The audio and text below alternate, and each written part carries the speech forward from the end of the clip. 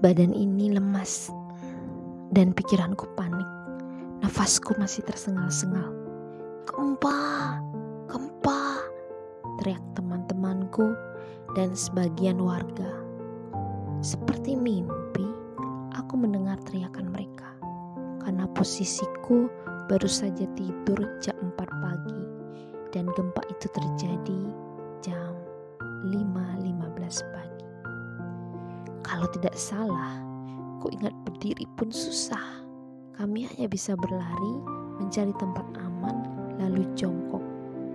Semua orang memasang raut muka panik dan ketakutan. Apa yang menyebabkan bencana ini? Beberapa menit kemudian, ada orang yang berteriak, "Tsunami! Tsunami!" Entah isu dari mana sehingga muncul kata itu. Sedangkan dari arah utara terdengar isu, Gunung Merapi meletus. Semua orang semakin panik. Aku diajak temanku menaiki sepeda motor. Katanya, ayo kita cek dan cari informasi. Ketika keluar dari gang kontrakan, jalanan pun macet. Banyak orang lalu lalang, berlarian dan membawa motor. Yang dari utara ke selatan dan yang dari selatan pergi ke arah utara. Aku dan temanku mencari informasi ke kampus. Siapa tahu ada yang memberikan kabar baik, karena waktu itu akses informasi mulai putus. Untungnya ada teman yang handphonenya berisi radio.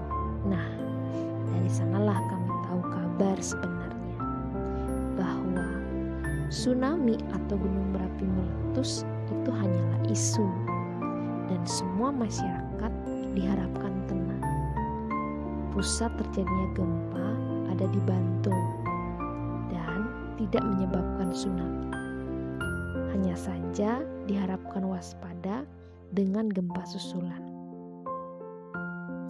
Kejadian itu kadang menyisakan trauma jika aku berdekatan dengan sesuatu hal yang bergetar, dan suasana saat itu aku sendiri tidak tahu harus bagaimana. Aku yang baik-baik saja merasa takut dan trauma. Bagaimana dengan para keluarga korban yang lebih dekat dengan lokasi gempa? Itulah kuasa alam semesta. Itulah kuasa Tuhan. Kita sendiri tidak tahu kapan musibah akan melanda diri kita. Berbagai macam cobaan dan akan kita hadapi.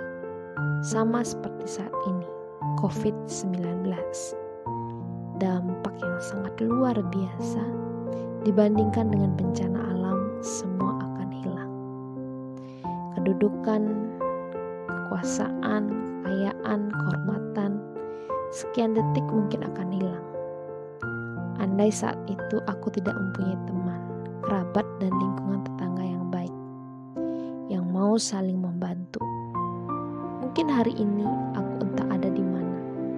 Tapi saat ini semua berbeda.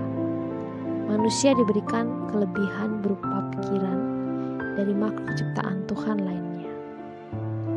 Tapi kurasa saat ini manusia bisa dikatakan memiliki hati yang kurang di antara makhluk ciptaan yang lainnya. Pikirannya yang menjadi kekuatan manusia justru kelemahan hatinya. Pikirannya bisa dikembangkan dengan berbagai sumber ilmu pengetahuan. Namun jika hatinya masih tidak mendengarkan kepedulian terhadap sesama ciptaan Tuhan, ilmu pengetahuan mereka salah gunakan untuk berkuasa, entah melebihi kuasa Tuhan. Aku tidak berharap kamu turun langsung membantu orang kesusahan, tapi aku berharap mulailah dari dirimu sendiri.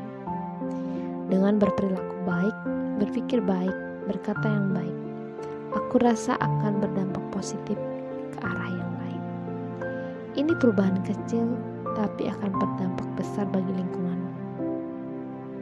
Alam semesta tidak pernah marah, tetapi ini karena hasil karma manusia. Tanamlah karma baik saat ini agar alam semesta tidak marah kepada kita sebagai makhluk ciptaan Tuhan. Maafkan diri yang selalu mengeluh dengan anugerah yang Engkau berikan.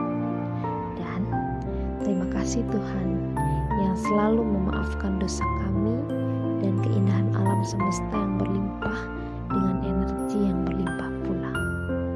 Selamat malam, semoga kesehatan kita selalu menyertai kita semua. Terima kasih.